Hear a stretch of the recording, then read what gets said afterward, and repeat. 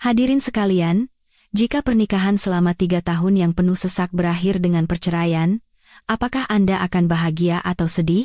Di tangan saya adalah akta cerai yang stempelnya baru saja mengering.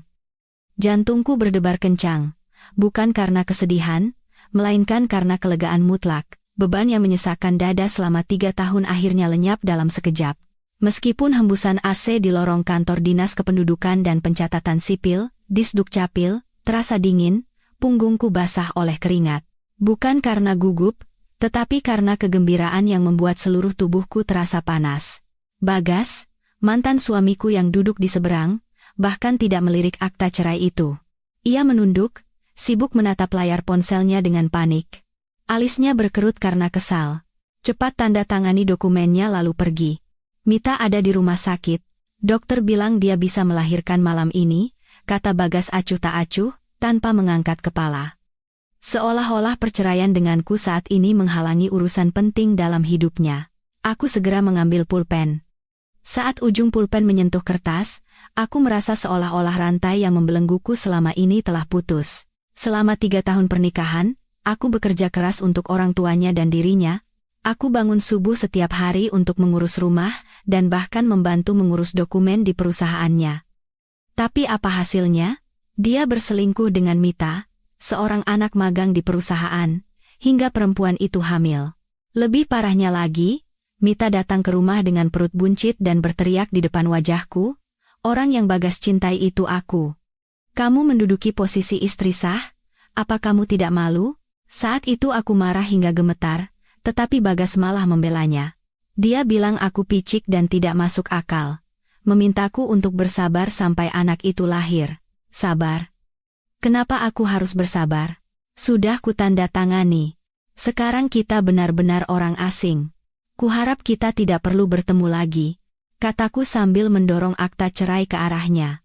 Suaraku begitu dingin hingga aku sendiri terkejut. Aku baru sadar, ketika hati sudah mati rasa, bahkan kebencian pun terasa seperti emosi yang sia-sia. Bagas melirik dokumen itu. Ketika melihat bahwa di bagian pembagian harta Gonogini aku tidak menuntut sepeser pun uangnya selain harta pribadiku, dia tertawa sinis. Setidaknya kamu masih tahu diri. Dia memasukkan akta cerai itu ke dalam saku celananya dan bergegas lari keluar dari kantor, seolah-olah melarikan diri dari sesuatu, seolah-olah jika terlambat sedetik saja akan terjadi bencana besar. Aku menatap punggungnya dan tersenyum dingin.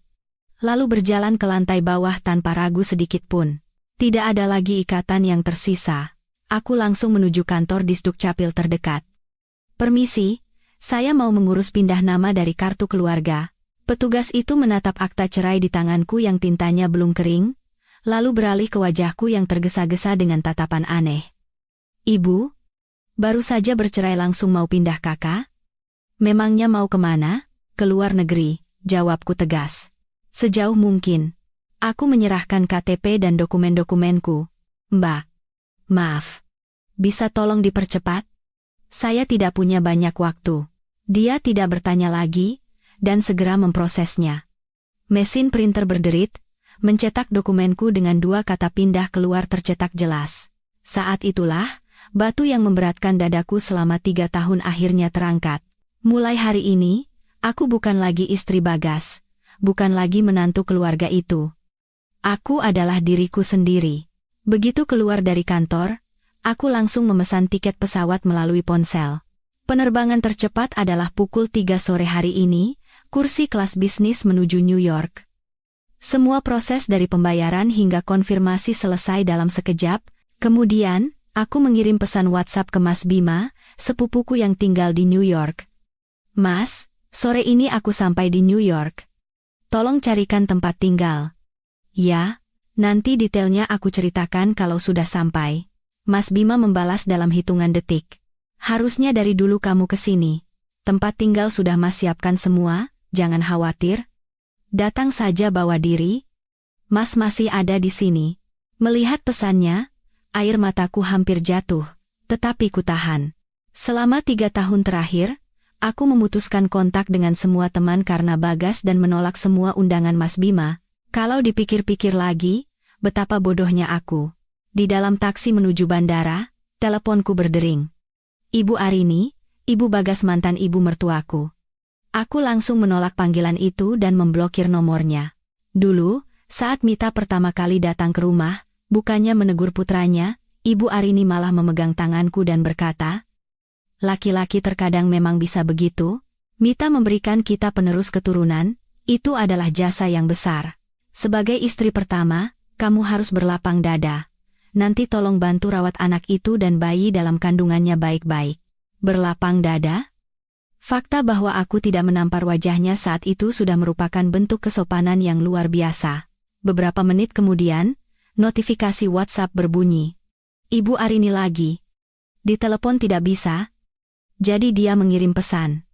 "Kirana, kamu sudah gila? Ya? Baru saja cerai langsung pindah dari kakak? Kamu mau memutuskan hubungan dengan keluarga kita? Meskipun sudah bercerai, seharusnya kamu tetap menjaga nama baik. Sekarang Bagas ada di rumah sakit karena Mita mau melahirkan. Kalau kamu masih punya akal sehat, jangan membuat keributan saat ini." Aku membaca pesan itu sampai selesai, lalu langsung memblokir Ibu Arini.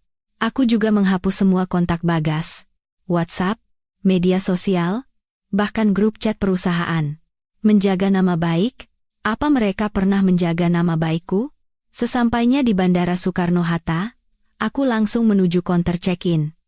Semua proses, dari memasukkan bagasi hingga melewati pemeriksaan keamanan, berjalan lancar. Setelah selesai, aku duduk di lounge dan memesan americano dingin. Saat kopi dingin itu mengalir di tenggorokanku, aku merasa seolah-olah sisa ikatan terakhir dengan masa lalu telah terhapus bersih. Di luar jendela besar lounge, pesawat-pesawat bergerak sibuk. Langit di kejauhan berwarna biru cerah yang menyilaukan.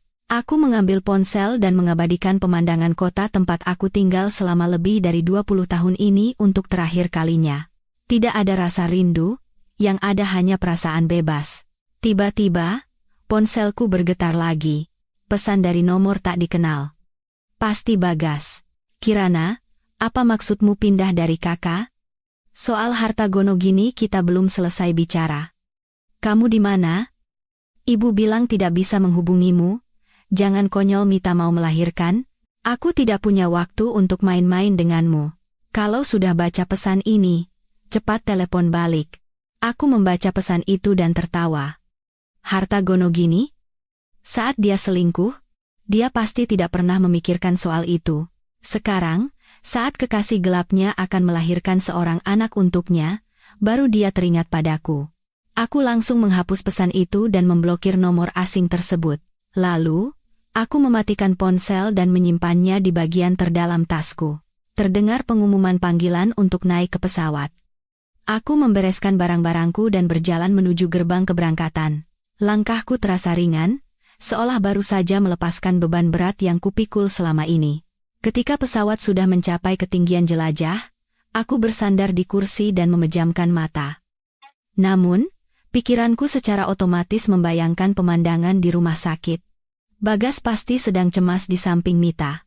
Ibu Arini pasti sedang mondar-mandir dengan gelisah di depan ruang bersalin, menantikan cucu laki-laki penerus keluarga dengan penuh harap. Saat itu, di depan ruang bersalin Rumah Sakit Pusat Jakarta, situasinya persis seperti yang kubayangkan. Suasananya riuh seperti hari raya keluarga. Bagas, mengenakan pakaian steril, berjalan bolak-balik di depan pintu ruang bersalin. Tangannya basah oleh keringat, dan dia terus-menerus mengintip ke dalam. "Dok, bagaimana keadaan Mita? Apa dia kesakitan? Dia baik-baik saja, kan?" Dia mencegat setiap perawat yang lewat dan menanyakan hal yang sama berulang kali. Sikapnya begitu cemas seolah-olah dirinya lah yang akan melahirkan. Ibu Arini duduk di kursi di lorong, tangannya menggenggam erat amplop berisi uang yang sudah disiapkan. Mulutnya tak henti-hentinya bergumam, "Semoga cucu laki-lakiku, penerus keluarga kami, lahir dengan selamat. Cukup dia sehat dan kuat untuk melanjutkan bisnis keluarga kita." Di sampingnya, beberapa kerabat keluarga duduk melingkar dan mengobrol dengan antusias. "Mbak Arini, ini benar-benar berkah, ya. Sebentar lagi bisa menimang cucu laki-laki pertama. Iya. Si Bagas ini memang beruntung sekali bertemu orang baik. Kalau si Kirana itu memang bodoh, menolak rezeki. Mbak Mita ini baik sekali. datang-datang langsung membawa anak laki-laki yang sehat untuk keluarga kita. Nanti kalau anaknya lahir, harus diadakan syukuran besar-besaran, ya?" Mendengar itu, Ibu Arini tersenyum lebar hingga ke telinga. "Tentu saja, cucu saya ini adalah harta keluarga kami. Harus dibuatkan acara syukuran yang megah. Nanti kalian semua harus datang, ya?" Di tengah kegembiraan mereka, tiba-tiba terdengar suara tangisan bayi yang keras dari dalam ruang bersalin. Suara itu begitu kuat hingga membungkam semua keriuhan di lorong. Bagas langsung melompat dan berlari ke pintu. "Mita bagaimana? Anaknya laki-laki atau perempuan?" Ibu Arini juga bangkit dan mendekati pintu. Ia menangkupkan kedua tangannya dan bergumam tanpa henti, "Pasti anak laki-laki. Pasti anak laki-laki." Tak lama kemudian, pintu ruang bersalin terbuka dan seorang dokter berseragam putih keluar. Di wajahnya tersungging senyum profesional. "Selamat, Pak. Ibunya melahirkan dengan lancar. Bayinya laki-laki, beratnya 3,4 kilogram. Ibu dan bayi sehat. Anak laki-laki? Benar-benar anak laki-laki, Dok?" Bagas begitu gembira hingga salah tingkah. Dia meraih tangan dokter dan mengguncangnya. "Terima kasih, Dok. Terima kasih banyak. Saya sudah jadi ayah. Saya punya anak laki-laki." Ibu Arini terharu hingga meneteskan air mata. "Syukur pada Tuhan. Keturunan keluarga kita tidak akan punah. Cucu kesayanganku." Kerabat di sekitarnya pun bersorak gembira. Suasana di lorong itu langsung berubah menjadi perayaan. Bagas ingin segera masuk untuk melihat Mita dan putranya, tetapi dokter menahannya. "Pak, ibunya baru saja melahirkan dan butuh istirahat. Tunggu sebentar." "Ya, nanti perawat akan membawa bayinya keluar untuk dilihat." "Oh, baik, Dok. Saya bisa menunggu." Bagas mengangguk-angguk, wajahnya penuh senyuman. Matanya tak lepas dari pintu ruang bersalin, seolah tak sabar melihat buah hatinya. Ibu Arini menyelipkan amplop ke tangan dokter sambil mengucapkan terima kasih berulang kali. "Dokter, terima kasih banyak atas kerja kerasnya. Ini ada sedikit rezeki dari kami, mohon diterima. Terima kasih sudah merawat menantu dan cucu kami dengan baik." Dokter itu sempat menolak sebelum akhirnya menerima amplop itu. Tiba-tiba, dia teringat sesuatu. Senyum di wajahnya memudar, dan dia menatap Bagas dengan serius. "Pak Bagas, ada sesuatu yang perlu saya sampaikan." Bagas, yang masih terbuai dalam kebahagiaan, tidak menyadari perubahan raut wajah dokter itu dan berkata santai. "Ada apa?" "Dok, silakan katakan saja. Kalau tentang anak dan Mita, saya mau dengar semuanya." Ibu Arini ikut mendekat sambil tersenyum. "Apa cucu saya ada masalah kesehatan, Dok?" "Jangan khawatir, keluarga kami punya banyak uang. Sakit apapun pasti bisa diobati." Dokter itu menggeleng pelan, menatap lurus ke arah Bagas, dan berkata dengan jelas, "Pak Bagas, dari rekam medis pemeriksaan kesehatan umum 3 tahun lalu di rumah sakit ini, ditemukan bahwa Bapak memiliki kondisi azoospermia kongenital. Sederhananya, Bapak tidak bisa memiliki anak secara alami. Kehamilan itu mustahil terjadi." Ucapan dokter itu bagaikan petir yang menyambar di tengah lorong. Suasana perayaan seketika hancur. Senyum di wajah Bagas membeku. Matanya terbelalak menatap dokter dengan tak percaya. "Dokter, apa yang baru saja Anda katakan? Tolong ulangi lagi. Mungkin saya salah dengar." Ibu Arini juga terpaku. Senyum di wajahnya lenyap, hanya menyisakan keterkejutan dan kebingungan. "Dok, pasti ada yang salah. Bagaimana mungkin anak saya mandul? Lihat, Mita baru saja melahirkan anak laki-laki yang sehat untuk kami. Pasti dokumennya tertukar." Ekspresi dokter tetap tegas. Ia mengeluarkan ponselnya, membuka rekam medis elektronik, dan menunjukkannya kepada Bagas. "Pak Bagas, ini hasil pemeriksaan Anda. Ada tanda tangan dan hasil tes lengkap di sini. Tidak mungkin salah. Azoospermia kongenital adalah diagnosis yang jelas. Waktu itu Bapak juga datang ke rumah sakit untuk mengonfirmasi hasil ini dan sudah mendapatkan penjelasan detail dari dokter penanggung jawab. Apa Bapak tidak ingat?" Bagas menerima ponsel itu dengan tangan gemetar. Tulisan azoospermia kongenital di layar menusuk matanya seperti jarum. Tentu saja dia ingat. 3 tahun lalu, Hasil pemeriksaan kesehatan perusahaan menunjukkan kualitas spermanya sangat rendah, jadi dia datang ke rumah sakit ini untuk pemeriksaan lebih lanjut. Hasilnya, mandul bawaan. Saat itu, dia merasa dunianya runtuh. Dokter mengatakan hampir tidak mungkin untuk disembuhkan. Dia bahkan sempat berpikir untuk menceraikanku karena tidak ingin menghancurkan hidupku. Tetapi saat itulah dia bertemu Mita. Mita mendekatinya dengan agresif dan berkata bahwa tidak punya anak pun tidak masalah, yang penting mereka bisa bersama. Terbawa emosi sesaat, dia menjalin hubungan terlarang dengan Mita. Tak lama kemudian, Mita mengaku hamil. Awalnya dia ragu, tetapi Mita menangis dan berkata bahwa ini adalah buah cinta mereka, sebuah keajaiban dari Tuhan. Bagas, yang dibutakan oleh cinta, percaya begitu saja dan memperlakukan Mita seolah-olah dia adalah penyelamat keluarga, memberikan segalanya hingga akhirnya berujung pada perceraian denganku. Kalau dipikir-pikir sekarang, ini bukan keajaiban, tapi penipuan yang terang-terangan. Tidak mungkin. Gumam Bagas seperti orang linglung. Wajahnya pucat pasi. Tubuhnya goyah, hampir jatuh. Ibu Arini tersadar. Ia merebut ponsel itu dan melihatnya sejenak. Tiba-tiba, ia membantingnya ke lantai dan berteriak kepada dokter. Bohong. Dokter gadungan. Bagaimana bisa anakku mandul? Kamu dibayar siapa untuk memfitnah keluarga kami? Hah, kalau tidak bicara jujur, akan kugugat kau dan laporkan rumah sakit ini sampai izin praktikmu dicabut. Dokter itu mengerutkan kening melihat tingkah Ibu Arini. Ibu, mohon tenang. Sebagai dokter, saya hanya mengatakan kebenaran. Hasil tes ini sudah diverifikasi berkali-kali dan akurat. Jika tidak percaya, silakan bawa putra Anda untuk diperiksa di rumah sakit lain. Hasilnya akan sama. Kau.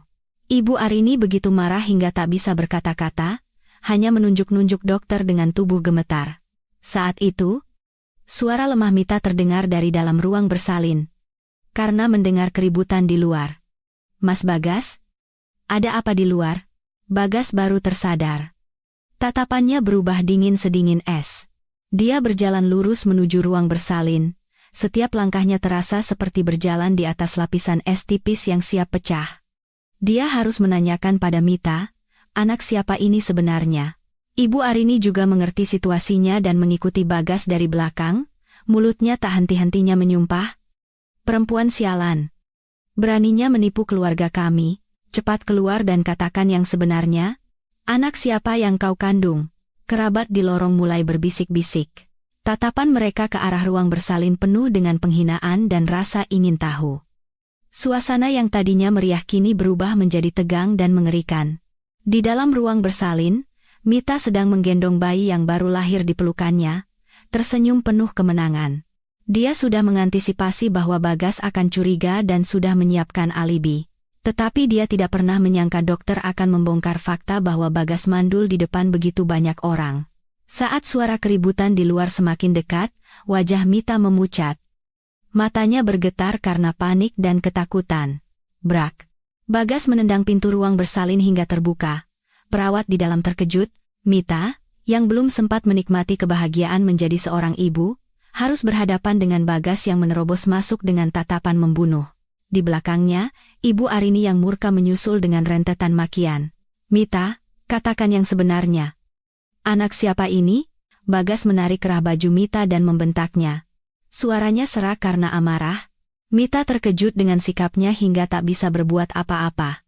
Bayi di pelukannya kaget dan menangis kencang. Tubuhnya gemetar, wajahnya pucat, bibirnya bergetar, lalu ia menangis tersedu-sedu. Mas Bagas, kenapa? Kenapa begini? Ini kan anak kita. Kamu dengar omong kosong apa dari luar? Omong kosong? Mata Bagas memerah. Dokter sudah memberitahuku semuanya. Aku mandul sejak lahir. Aku tidak bisa punya anak. Katakan, anak siapa ini? Kau sengaja menipuku dari awal kan? Mandul? Tidak mungkin. Mita meraung lebih keras dan menepis tangan Bagas. Mas Bagas, kenapa kamu lebih percaya omongan orang lain? Dokter itu pasti salah. Coba pikir. Kita sudah sering berhubungan. Bagaimana mungkin tidak punya anak? Anak ini benar-benar anakmu? Ini keajaiban yang Tuhan berikan pada kita? Keajaiban? Ibu Arini maju, menunjuk wajah Mita dan berteriak, "Dasar penipu, kau itu rubah betina. Hamil dengan bajingan mana lalu mau mengincar harta keluarga kami? Hah? Kalau anakku mandul, bagaimana perutmu bisa buncit? Katakan, kau tidur dengan siapa sampai hamil?" "Ibu, kenapa bicara seperti itu?" Mita menangis memilukan sambil memegang tangan Ibu Arini. "Aku benar-benar cinta sama Mas Bagas, Bu. Mana mungkin aku melakukan hal seperti itu? Anak ini benar-benar anak Mas Bagas. Mungkin karena pengobatan kita berhasil, Bu. Mas Bagas, coba ingat, waktu itu kita pergi ke banyak sinse hebat, mencoba berbagai ramuan herbal. Obat waktu itu pasti berhasil." Dia berbicara sambil melirik ekspresi Bagas. Dia tahu Bagas masih memiliki harapan di lubuk hatinya, jadi dia berpikir jika terus bersikeras, dia mungkin bisa lolos. Ucapan Mita membuat Bagas ragu sejenak. Dia teringat saat Mita hamil, mereka pergi ke sinse karena katanya baik untuk janin dan mereka minum ramuan bersama. Mendengar kata-kata Mita, dia mulai berpikir itu mungkin saja benar, tetapi Ibu Arini tidak tertipu. Dia menghempaskan tangan Mita dengan kasar. "Pengobatan? Kau pikir mandul itu seperti flu? Diobati langsung sembuh? Berhenti bicara omong kosong. Kalau hari ini kau tidak bilang siapa ayah anak ini, akan kukubur kau hidup-hidup." "Ibu, jangan paksa aku." Mita menangis histeris. "Aku benar-benar tidak melakukannya. Kalau tidak percaya, kita tes DNA saja. Aku berani." Dia sudah menghitung dalam hati. Jika tes DNA, akan ketahuan anak itu bukan anak Bagas, tetapi dia pikir bisa mengulur waktu atau menggunakan uang untuk memanipulasi hasilnya. Dia percaya, jika bisa bertahan sampai amarah Bagas reda, dia akan selamat. Bagas melihat Mita yang menangis memilukan, hatinya melunak lagi. Mita yang dia kenal adalah perempuan penakut. Jika dia tidak jujur, tidak mungkin dia berani menantang tes DNA dengan begitu percaya diri. Tetapi kata-kata dokter dan hasil tes terus terngiang di kepalanya, membuatnya bingung. "Baik, kita tes DNA." Bagas mengertakkan gigi, membuat keputusan. "Aku akan siapkan semuanya sekarang. Kalau hasilnya keluar, kita lihat bagaimana kau akan berkelit." Jantung Mita berdebar kencang, tetapi dia berusaha bersikap tenang, menyeka air matanya dan berkata, "Tes saja.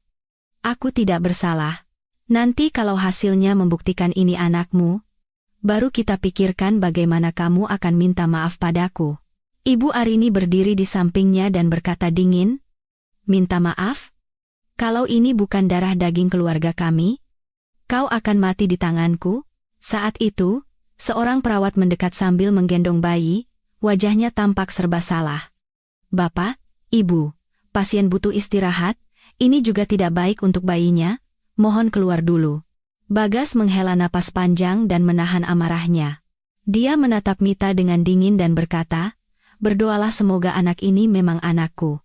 Kalau tidak, aku tidak akan melepaskanmu."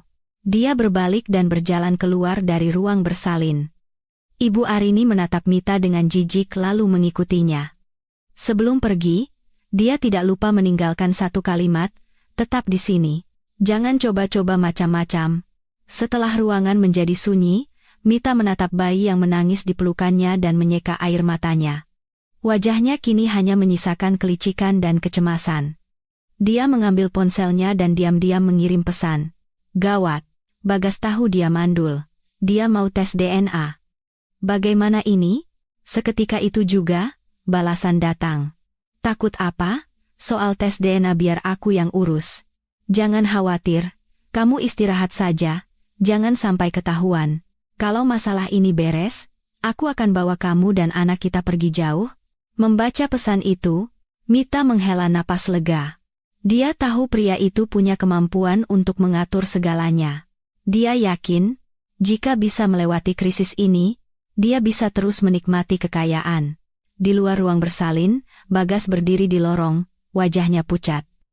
Alibi Mita terdengar masuk akal, tetapi ada sesuatu yang janggal. Kata-kata dokter 3 tahun lalu, yang mengatakan kondisinya hampir mustahil diobati, terus bergema di telinganya. Kenapa setelah bertemu Mita, dia secara ajaib bisa punya anak? Terlebih lagi, saat Mita hamil adalah masa-masa hubungannya denganku paling buruk dan saat Mita paling gencar merayunya. Kalau dipikir-pikir, semua tindakannya tampak sudah direncanakan dari awal. Aku tidak bisa hanya mengandalkan tes DNA. Aku harus menyewa orang untuk menyelidikinya sendiri. Bagas mengambil keputusan dalam hati, lalu mengangkat ponselnya untuk menelepon. Ini aku, tolong selidiki seseorang untukku. Mita, mantan anak magang di perusahaan kami. Sebelum dia hamil, dia bertemu siapa saja, terutama laki-laki. Aku mau detail selengkap mungkin. Secepatnya, setelah menutup telepon, Bagas bersandar di dinding dan memukul kepalanya. Kini dia menyesal setengah mati, jika saja dia tidak termakan rayuan Mita, jika saja dia tidak mengkhianati Kirana, dia tidak akan mengalami hal seperti ini. Kirana. Ketika nama itu muncul, hati Bagas terasa perih. Bayangan Kirana yang berdedikasi selama pernikahan, tatapan dinginnya saat menandatangani akta cerai, dan punggungnya yang tegas saat langsung pergi ke luar negeri tanpa ragu, semua melintas di kepalanya. Dulu dia pikir Kirana kejam, tapi sekarang dia mengerti. Mungkin Kirana sudah tahu segalanya, tapi dia tidak mau lagi berurusan dengannya, jadi dia memilih pergi diam-diam. Kirana. Bagas memanggil namanya pelan. Untuk pertama kalinya, penyesalan yang mendalam menghantamnya. Dia mengambil ponselnya, mencoba menelepon Kirana, tetapi semua jalur komunikasi sudah diblokir. WhatsApp-nya sudah dihapus. Tidak ada cara untuk menghubunginya. Saat itulah Ibu Arini mendekat. Melihat kondisi putranya yang seperti orang kehilangan akal, dia berteriak lagi, "Apa yang kamu lakukan? Cepat urus tes DNA itu, dan selidiki latar belakang si Mita itu. Dia harus membayar karena sudah mempermalukan keluarga kita." Bagas mengangkat kepala, tatapannya menjadi tegas. "Bu, aku sudah perintahkan semuanya, baik tes DNA maupun penyelidikan. Tidak peduli anak siapa ini, aku pasti akan membongkar kebenarannya." Dia tahu betul masalah ini bukan hanya tentang kehormatannya, tetapi juga tentang nama baik keluarga. Jika Mita benar-benar hamil anak pria lain dan menipunya, dia bersumpah akan membuatnya membayar mahal. Saat itu di New York, aku baru saja turun dari pesawat. Mas Bima sudah menungguku di luar bandara. Begitu melihatku, dia berlari menghampiri dengan gembira dan membantu membawa koperku. "Gimana kabarmu? Pasti capek, ya? Urusan cerai sudah beres kan?" Aku mengangguk dan tersenyum cerah. "Iya, sudah selesai semua. Sudah pindah dari kakak juga. Mulai sekarang, tidak ada urusan lagi dengan mereka." "Baguslah." Mas Bima menepuk bahuku. "Pertama-tama, istirahat dulu yang nyaman. Sesuaikan dengan zona waktu di sini. Urusan lain nanti kita pikirkan pelan-pelan." Saat aku sedang tidur untuk menyesuaikan diri dengan waktu New York di apartemen yang disiapkan Mas Bima, ponselku bergetar. Sebuah pesan dari teman Mas Bima masuk. "Tadi temanku di Indonesia telepon. Pihak Bagas sudah mulai bergerak. Hasil penyelidikan sepertinya sudah keluar." Aku langsung terjaga. "Hasilnya bagaimana?" Mas Bima membalas cepat. "Sesuai dugaanku. Anak di kandungan Mita bukan anak Bagas, tapi anak seorang pengusaha kelas menengah bernama Surya.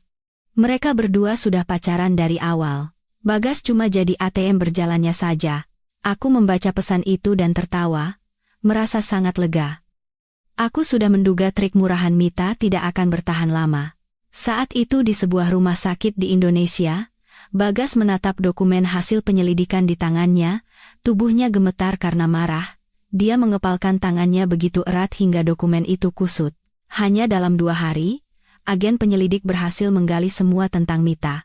Di dalam dokumen itu ada percakapan Mita dan Surya, foto-foto mesra mereka, bukti transfer uang dari Surya ke Mita, bahkan rekaman CCTV saat mereka berdua pergi ke dokter kandungan bersama.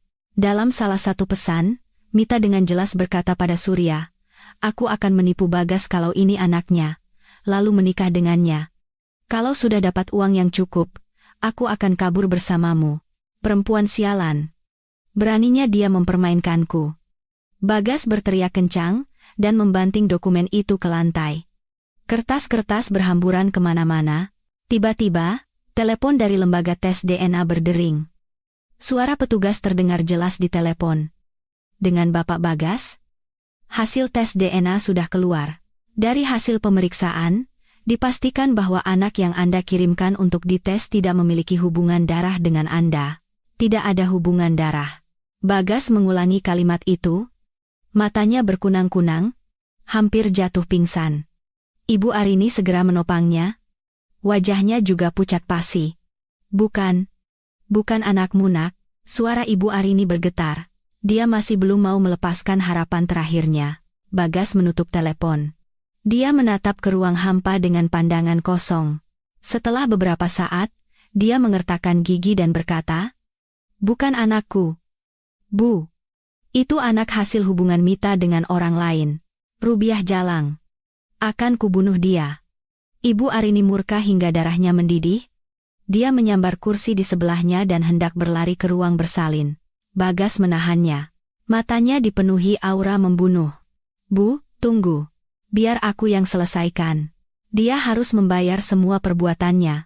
Dia menarik napas dalam-dalam, memungut dokumen yang berserakan di lantai, lalu berjalan lurus menuju ruang bersalin. Setiap langkahnya seperti bom waktu yang siap meledak. Di dalam ruang bersalin, Mita sedang menyenandungkan lagu sambil menyusui bayinya. Wajahnya penuh senyum kemenangan. Dia yakin rencananya sempurna. Ketika melihat Bagas masuk, dia segera memasang wajah memelas. "Mas Bagas, sudah datang? Hasil tes DNA sudah keluar, kan? Anakmu, kan? Aku sudah bilang, banyak sekali orang yang menyebar gosip murahan." Sebelum dia selesai bicara, sebuah tamparan keras dari Bagas mendarat di pipinya. Plak. Suara nyaring menggema di ruangan itu. Wajah Mita berpaling mengikuti arah tamparan, dan darah mengalir dari sudut bibirnya. "Perempuan sialan. Masih mau bersandiwara?" "Hah?" Bagas berteriak dan melemparkan dokumen di tangannya ke wajah Mita. "Lihat dengan matamu sendiri. Ini keajaiban yang kau bicarakan? Ini anak kita? Mita? Menipuku itu menyenangkan." "Ya?" Mita tertegun karena tamparan itu. Ketika melihat foto-foto dan pesan yang berserakan di tempat tidur, wajahnya menjadi putih pucat. Dia tidak menyangka Bagas akan tahu segalanya secepat dan selengkap ini. "Mas Bagas. Aku tidak sengaja." Mita gemetar, mencoba membela diri, tetapi air matanya tak terbendung. "Tidak sengaja?" Bagas menjambak rambutnya dan membenturkannya ke kepala ranjang. "Kau tidur dengan si Surya itu, hamil anaknya, lalu menipuku, menipu uangku, perasaanku, membuatku harus bercerai dengan Kirana, dan sekarang kau bilang tidak sengaja? Mita? Hatimu itu terbuat dari apa? Sakit. Mas Bagas, lepaskan." Mita menjerit kesakitan. Bayi di pelukannya menangis lebih kencang. Ibu Arini ikut masuk ke ruangan dan menampar Mita berkali-kali. "Perempuan tidak tahu malu. Beraninya menipu keluarga kami. Kami sudah baik padamu. Kenapa kau menusuk dari belakang? Sialan." Ruang bersalin itu berubah menjadi medan perang. Tangisan Mita, tangisan bayi, makian Ibu Arini, dan bentakan Bagas bercampur aduk hingga dokter dan perawat harus bergegas masuk untuk melerai. "Tidak bisa begini, Pak, Bu. Ini rumah sakit." Seorang perawat mencoba menengahi, tetapi sia-sia. "Minggir. Perempuan ini penipu. Hari ini dia harus diberi pelajaran." Ibu Arini meronta, mencoba menampar Mita lagi. Bagas menarik napas dalam-dalam dan mendorong perawat itu menjauh. Dia menatap Mita dengan dingin dan berkata, "Memukulmu hanya akan mengotori tanganku. Mita, dengarkan baik-baik, mulai hari ini, kau dan aku tidak ada hubungan apa-apa lagi. Anak ini, kau urus sendiri. Dan uang yang sudah kau tipu dariku, akan kutagih kembali semuanya, sampai ke akar-akarnya. Kau dan si Surya itu, bersiap-siaplah." Mita langsung sadar semuanya telah berakhir. Dia berlutut di lantai dan memeluk kaki Bagas, memohon. "Mas Bagas, aku salah. Aku benar-benar salah. Beri aku satu kesempatan lagi. Aku janji akan jadi orang baik. Aku tidak akan menghubungi Surya lagi. Kumohon, kesempatan? Saat kau menipuku? Apa kau pernah memberiku kesempatan?" Bagas menendangnya menjauh. Perempuan sepertimu tidak pantas mendapatkannya. Setelah berkata begitu, Bagas berbalik dan berjalan keluar dari ruangan tanpa menoleh sedikit pun. Ibu Arini menatap Mita dengan jijik, lalu mengikutinya. Keluar dari ruangan itu, Bagas harus menghadapi tatapan aneh dari para kerabat yang berkumpul di lorong. Dia merasa seperti ditampar di depan ratusan orang. Dia tidak pernah merasa semalu ini seumur hidupnya. Pikirannya kini penuh dengan Kirana. Bayangan dedikasinya, ketenangannya saat bercerai, dan punggungnya yang pergi dengan tegas muncul kembali. Dia menyesal, sangat menyesal. Jika saja waktu itu dia tidak mengkhianati Kirana, jika dia memperlakukannya sedikit lebih baik, dia tidak akan berada dalam kondisi menyedihkan seperti ini. Kirana, aku salah. Aku benar-benar salah. Gumam Bagas seperti orang gila. Lalu menangis. Dia mengambil ponselnya. Dengan panik menekan nomor Kirana, tetapi yang terdengar hanyalah suara operator yang dingin. Nomor yang Anda tuju sedang tidak aktif. Dia mencoba menelepon dari nomor-nomor asing, hasilnya sama. Mencoba menambahkan sebagai teman di WhatsApp, tapi sudah diblokir. Dia mencari nomor telepon teman-teman dan rekan kerja Kirana, menelepon mereka, tetapi tidak ada yang menjawab atau mengatakan tidak bisa menghubungi Kirana. Bagas berjalan mondar-mandir di lorong seperti orang gila, mulutnya tak henti-henti memanggil nama Kirana.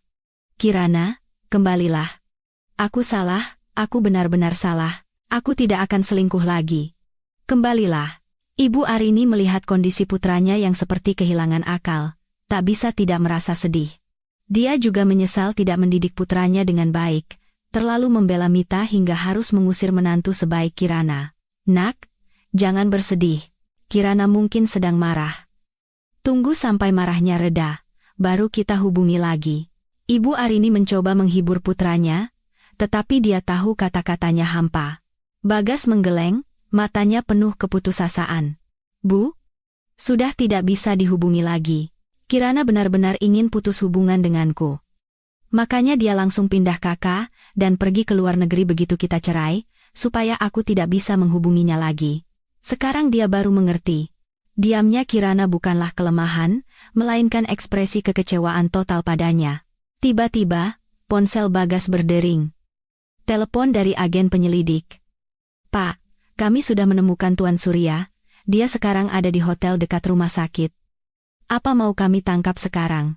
Tatapan Bagas berubah buas. Dia mengertakkan gigi dan berkata, tangkap dia. Dua bajingan itu harus membayar. Setelah menutup telepon, hati Bagas hanya tersisa kemarahan dan penyesalan yang tak berujung. Dia marah karena ditipu Mita dan Surya, dan lebih marah lagi pada kebodohan dan pengkhianatannya sendiri. Jika saja waktu bisa diputar kembali, dia bersumpah tidak akan mengulangi kesalahan yang sama. Dia akan menjaga Kirana dengan baik seumur hidupnya. Tetapi di dunia ini, tidak ada yang bisa diulang. Yang bisa dia lakukan sekarang adalah membuat orang-orang yang menipunya membayar mahal, dan melakukan segala cara untuk mendapatkan kembali hati Kirana.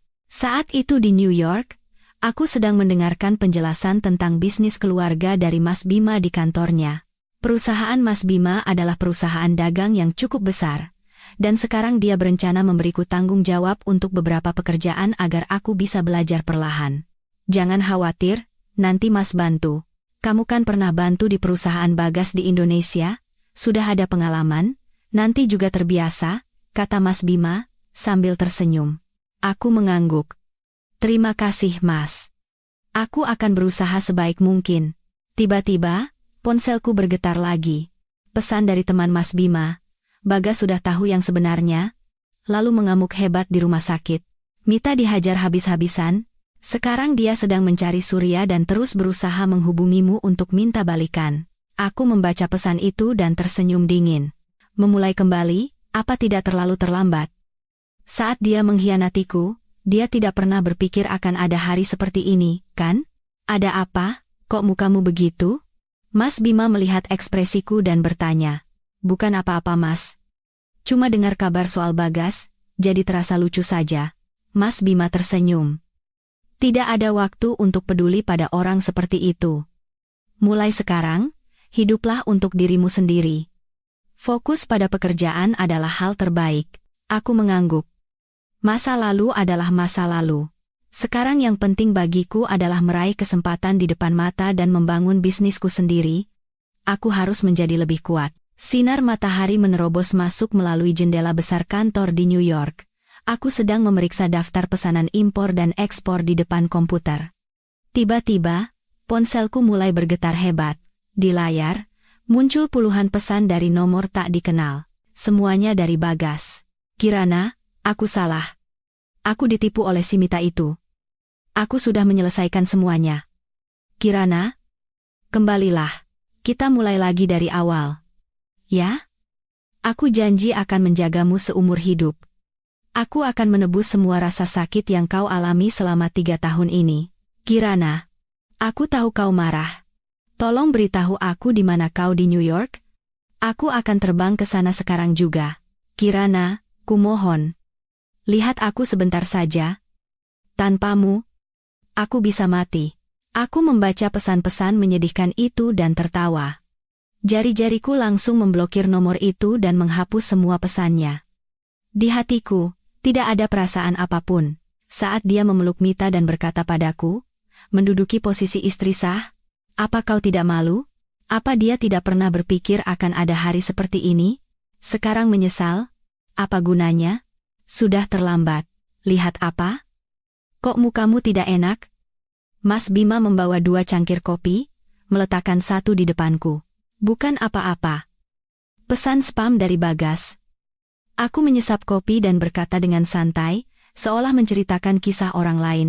Mas Bima mengangkat alis. Masih belum menyerah juga? Di Indonesia sekarang beritanya sedang heboh. Skandal dia, Mita, dan Surya masuk media besar sampai saham perusahaan keluarganya anjlok. Investor pada cabut semua. Itu akibat yang pantas dia terima. Dengan skandal sebesar itu, aneh kalau perusahaannya masih baik-baik saja. Sekarang itu bukan urusanku lagi. Mau maju atau hancur, terserah dia. Mas Bima tersenyum dan mengangguk. Benar, jangan buang waktu sedetik pun untuk orang seperti itu. Oh ya, soal kontrak tekstil dari Eropa yang pernah kita bicarakan, siang ini ada rapat video dengan penanggung jawabnya. Kamu mau ikut? Tentu saja, Mas.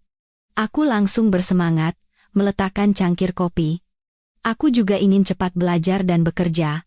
Selama sebulan terakhir, aku mengikuti Mas Bima untuk mempelajari dasar-dasar pekerjaan, seperti memeriksa pesanan dan membalas email pelanggan.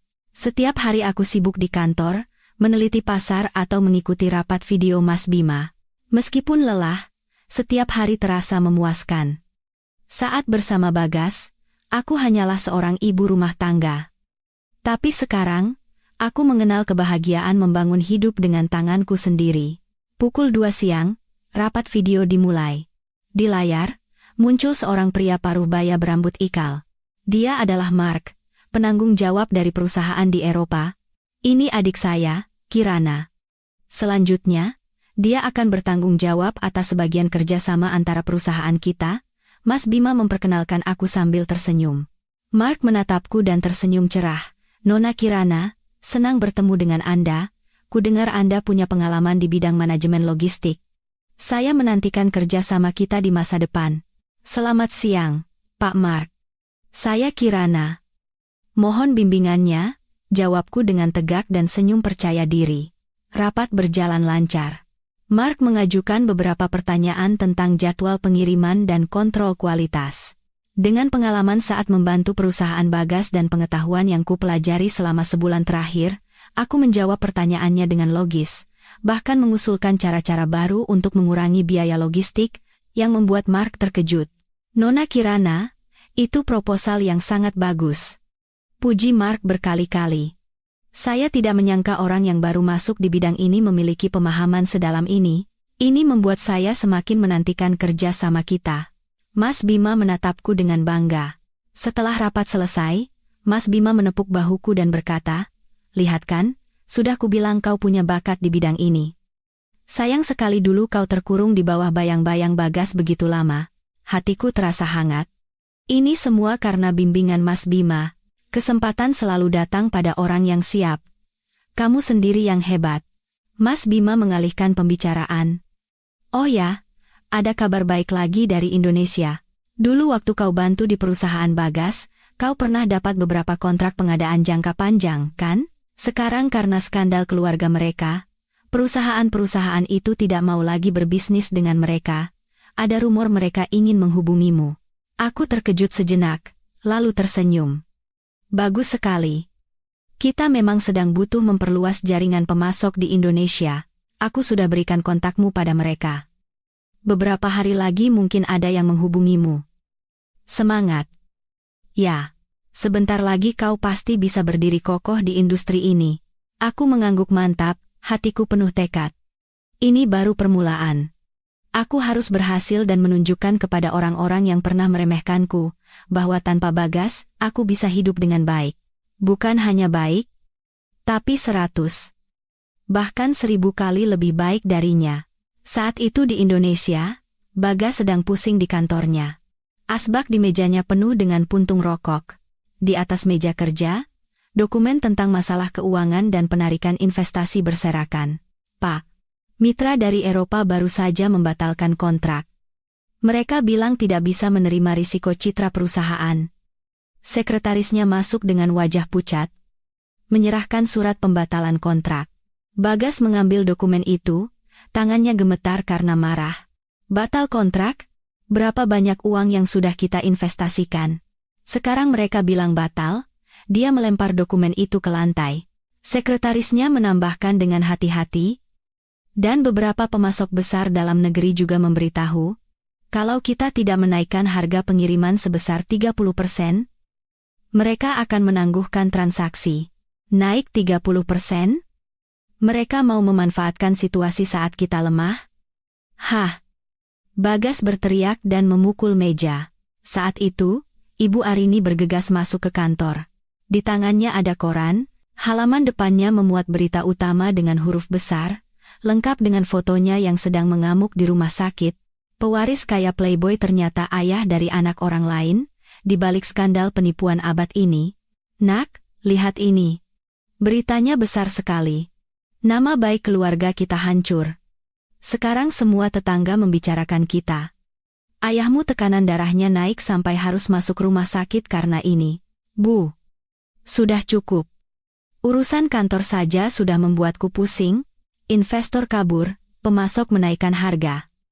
Begini caranya perusahaan bisa bangkrut. Bangkrut? Tidak bisa. Wajah Ibu Arini seperti mau menangis. Perusahaan ini dibangun oleh kakekmu dengan tangannya sendiri. Tidak boleh hancur di tanganku. Cepat cari jalan keluar. Bagas terduduk lemas di kursinya. Sekarang dia benar-benar buntu. Saat itu, mata Ibu Arini berbinar. Benar. Kirana. Masih ada Kirana. Dulu waktu dia bantu di perusahaan, dia akrab dengan semua pemasok, kan? Sekarang dia di New York, kan? Kalau kamu hubungi dia dan ceritakan situasinya, dia pasti bisa bantu bicara dengan mereka.